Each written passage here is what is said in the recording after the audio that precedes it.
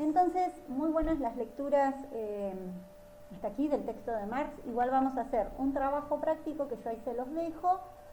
Y quedaría pendiente de que una vez que ustedes hayan ido resolviendo tanto las consignas como el trabajo práctico, si veo que hay nuevas lecturas que yo pueda observar en donde responden las consignas textuales de las lecturas, problemas, cualquier cosa volvemos.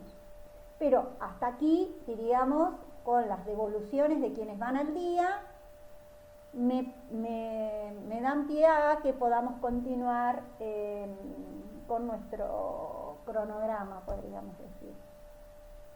La idea es que vamos a comenzar un nuevo módulo. Este módulo va a tener dos grandes vertientes. Por un lado, la idea es poder venirnos a nuestra contemporaneidad y un poco complejizar la concepción de arte, y la otra línea que va a tener este módulo está vinculado a lo que es, dentro de las áreas nucleares, el área de Mesoamérica. Previo a ello, que lo vamos a ir viendo, yo les dejé un texto que es un texto que tiene sus años, pero que tiene muchas características que lo hacen agradable a la lectura. Es corto, está muy bien escrito, está escrito por una investigadora argentina que es María Alba Bovicio, que es contemporánea, sigue trabajando, ¿no? Y fue escrito, si ustedes observan, en el marco de hace muchos años, quizás muchos de ustedes no habían nacido. Yo recuerdo que estaba haciendo mis primeros palotes en la universidad. Se conmemoraron los 500 años del encubrimiento de América, ¿no? 1992. Y entonces fue un año bisagra, un año para repensar esta idea de descubrimiento, digamos, esta idea de colonización, esta idea de dominación, ¿no? Y en ese marco escribe esta autora argentina este texto que se llama Obra de Arte cuando el arte no existía. Y me parecía interesante, yo acá las imágenes que les comparto son unos grabados de dibujos de la llegada de los viajes de Colón, y por el otro lado el afiche, hoy diríamos el flyer, antes era el afiche, de una película que se hizo en 1490, es bastante interesante, ¿no? Con una música bellísima. Es una película vieja, tiene sus años. Gerard Depardieu, yo en una época estaba como fascinada y me veía todas las películas de él. Ya creo que no sé si está vivo. Bueno, entonces vamos a leer este texto que, si ustedes observan el paratexto, aquí estaría, fue escrito en ese contexto, ¿no? Es decir, ¿se acuerdan cuando hablábamos de la importancia de leer los paratextos? Bueno, es un artículo, ¿no? Escrito para este encuentro que hubo y esta publicación posterior, que se llamó Las Artes en el Debate del Quinto Centenario. ¿Quinto centenario de qué? Dirán ustedes. Bueno, quinto centenario de lo que para algunos fue el descubrimiento de América. Lo podríamos poner entre paréntesis. O sea, que el año no es menor. Por lo tanto, ya sabemos por dónde viene el título, Obras de Arte cuando el arte no existía, ¿no? ¿Por qué? Porque si hay algo que habíamos empezado a observar en el texto que ustedes leían de Argam, ¿recuerdan? En donde trabajábamos de que el estudio del arte, ¿quién dice lo que es el arte? Como un problema filosófico, empieza a tomar es decir, en la filosofía, hablar sobre arte, en los distintos filósofos lo reflexionan y lo analizan, como también así su criterio de valoración, que es la belleza. Pero en el siglo XVIII, en este siglo de las luces, en ese contexto en el que veníamos observando la Ilustración, ¿se acuerdan? Un filósofo alemán, que se llamaba Baumgarten, plantea este término de estética, aesthesis, que retoma de un sustantivo, de un término griego, que tiene que ver con la sensibilidad. O sea, el estudio de la sensibilidad, un estudio de lo sensible ligado a las artes. Entonces, dentro de la filosofía surge una disciplina autónoma, una disciplina que se va a encargar del estudio de preguntarse, dentro del mundo filosófico, ¿qué es el arte? ¿Cuáles son los criterios para valorar una obra de arte? ¿Qué es una obra de arte? ¿Qué es un artista?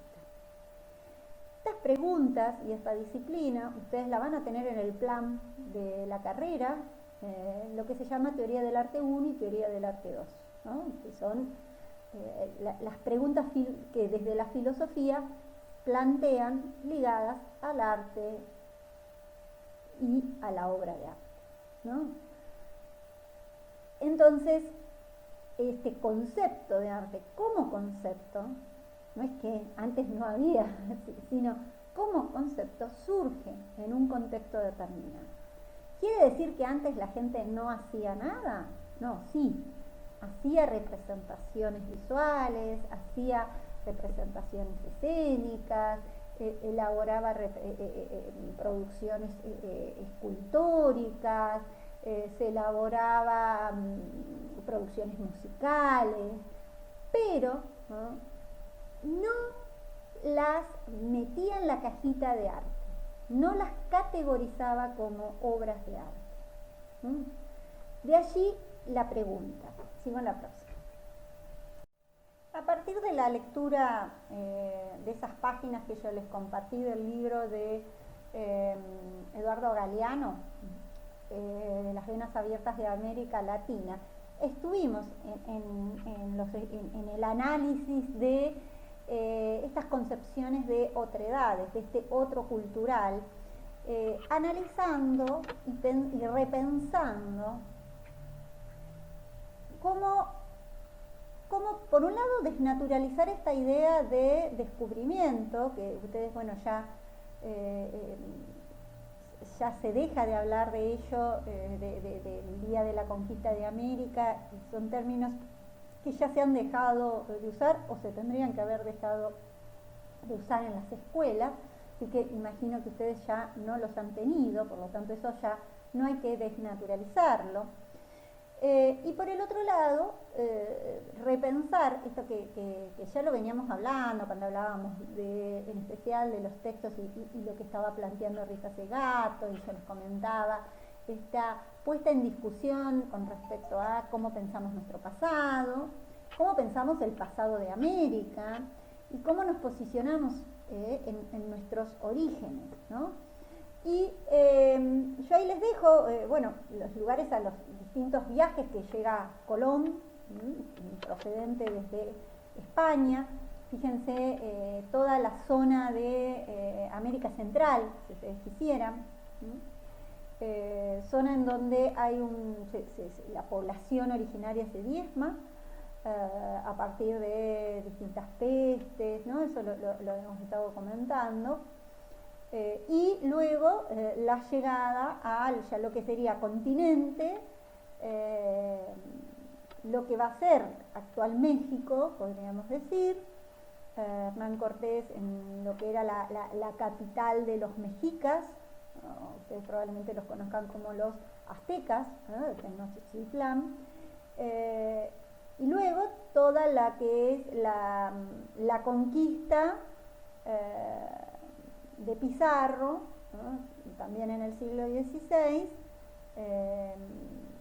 en la zona de Perú, con la instalación de estos nuevos virreinatos y organizaciones que se instala en otra área nuclear que se va a llamar la zona de Andes Centrales, a partir de batallas y conquistas sobre otro pueblo, que era el pueblo de Tahuantinsuyo, conocido como los incas, ¿no? Entonces, es decir, esta llegada a territorios poblados, con una visión de cultura única, singular, podríamos decir, de imposición, de no reconocer que ese otro tiene cultura, y por lo tanto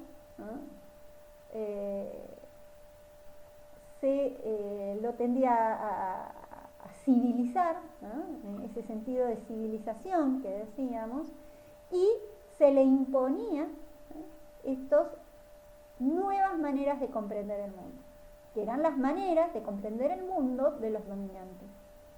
En esas maneras de comprender el mundo de los dominantes, tenemos que pensar cómo significaban, connotaban las manifestaciones arquitectónicas, escultóricas, pictóricas de estos pueblos. Y me adelanto un poco, pero eran manifestaciones que estaban vinculadas al dominio de lo sagrado, que estaban vinculadas a la relación con los dioses, que estaban vinculados ya sea como templos para guardar las ofrendas, para elevarlas, o como objetos de ofrendas para los dioses, o como espacios en donde descansaban los muertos, ciertos muertos, ¿no? Qué sé yo, los señores, los que tenían poder, pensando en una vida más allá, ¿no? Es decir, estaba vinculada, estas manifestaciones se vinculaban a las distintas religiones. Entonces, esta conquista implicó no solamente una conquista militar, sino que también implicó una conquista cultural y una conquista en ese ámbito cultural de imposición de otra religión, de otro mundo vinculado a lo religioso, de otros dioses. Entonces, la concepción, estos monumentos, estas ofrendas, estas manifestaciones ligadas a sus religiones, iban a ser consideradas como herejes, por lo tanto, fueron destruidas, ¿no? Entonces, en nombre de la cultura, en nombre de la civilización, hubo una destrucción de estas otras representaciones. Entonces, por eso, con ese conocimiento, la autora se empieza a plantear si podemos hablar de un arte precolombino, y precolombino es decir, previo a Colón, y si nos sirve el concepto de arte. Y ella lo vincula con este siglo XVIII y con un concepto que yo quiero que destaquen y que recuperen para nuestra lectura, porque es un concepto clave que lo van a usar a lo largo de la carrera, que es el concepto de campo artístico. Sigo en la próxima. Entonces, yo acá les cito el texto que dice: en primer lugar, partamos de la siguiente pregunta: ¿qué consideramos arte? El concepto de arte se elabora en Europa entre los siglos XVI y XVIII, ¿no? Es decir, como concepto, siempre el hombre, desde la época de las cavernas, desde la época ha hecho representaciones, decíamos, ¿no? Es decir, pero ¿cuál era la finalidad que tenían esas representaciones? Bueno, hoy por hoy, y lo vamos a ver el año que viene, son hipótesis de para qué hacían eso. Esa sería la pregunta. ¿Podemos incluirlas como arte o no? Esa sería la pregunta. ¿Tenían un concepto de arte? Bueno, el concepto de arte que hoy nos moviliza, que hoy salimos a la calle y se tiene, está vinculado a, bueno, en realidad si hoy saliéramos a la calle, o si yo estuviera en clase presencial, que lo he hecho en otros años en las clases presenciales, pregunto qué es el arte, y cada uno de los estudiantes tiene una concepción, tiene una definición, tiene una manera de comprender lo que es el arte. Cada una de esas definiciones se ancla, se vincula con teorías estéticas, o sea, teorías filosóficas que analizan lo que es el arte. O sea, que es un concepto que surge, que se teoriza, que se construye, que es abstracto como todo concepto, sobre el cual a lo largo de la historia se ha ido modificando. ¿Qué es lo que es el arte? Pero más allá de ir viendo estas modificaciones, lo que interesa es que ese concepto surgió en Europa, en este contexto de la Edad Moderna. Si vamos a aquella línea de tiempo que hicimos a principio de año, en esa Edad Moderna, momento en el que se configuran con relativa autonomía los campos artísticos y científicos. ¿Qué quiere decir? Hay un autor francés que ella cita, que es Pierre Bourdieu, que él plantea una teoría de los campos. Y es muy interesante, porque él lo que concibe, ¿no?, como campo, y me dedico a citarlo, dice: el campo de producción cultural es un mundo social concreto que evoca la vieja noción de república de las letras. ¿Qué planteaba Bourdieu? Que son espacios que son autónomos, o sea, que tienen reglas propias, en donde hay luchas por el poder, por ser considerado artista, por ejemplo, por definir qué es lo que se enseña en una carrera de arte. Todas esas cuestiones, preguntas, por decir dónde se va a exponer, quién va a exponer en qué lugar, eso tiene que ver con este campo artístico. Entonces, el campo no es un espacio físico, sino que implica un espacio teórico de relaciones entre distintos agentes, y estas relaciones son relaciones asimétricas, o sea que son relaciones de poder, en donde hay alguien que tiene el poder y alguien que no lo tiene, ¿no? Dice, se generan instancias específicas en estos campos, de selección y consagración. ¿Quién dice que es artista? ¿Quién dice que eso es arte? ¿Quién dice que no es arte? Los artistas ya no compiten por una aprobación teológica, o sea, por hacer una obra que sirva para la iglesia y para que la iglesia pueda enseñar a sus fieles. No compiten por eso, porque ahora es autónomo, ¿no? Ahora el artista hace la obra por el artista, porque le interesa, porque se le ocurre, ¿no? Entonces, tienen una propia legitimidad. Es medio complejo de comprender, pero vamos a volver, no se angustien.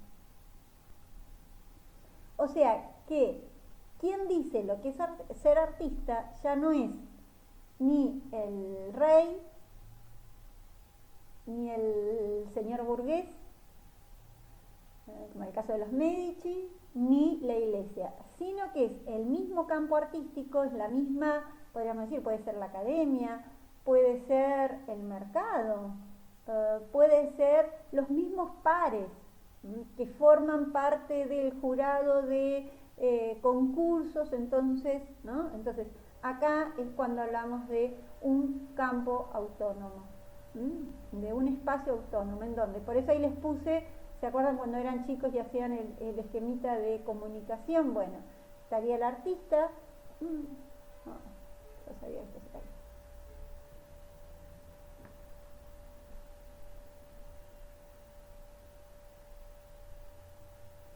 Estaría el artista con las instituciones tanto de formación como los ámbitos de producción artístico, y también el artista con espacios de consagración. Luego estarían los espectadores, que van a mirar la obra, ¿en dónde la miran? ¿Cómo llegan a las obras? ¿Eh? ¿Quién dice que eso es una obra? Aparece la crítica, aparece, ¿no? Es decir, acá aparece por la circulación que tiene esta obra de arte. Seguimos en la clase próxima, pero bueno, entonces les dejo el práctico, que quisiera que lo lean y empiecen a resolverlo después de las lecturas, obviamente. Y por el otro lado, tendríamos entonces la lectura de este texto al que vamos a volver la semana próxima.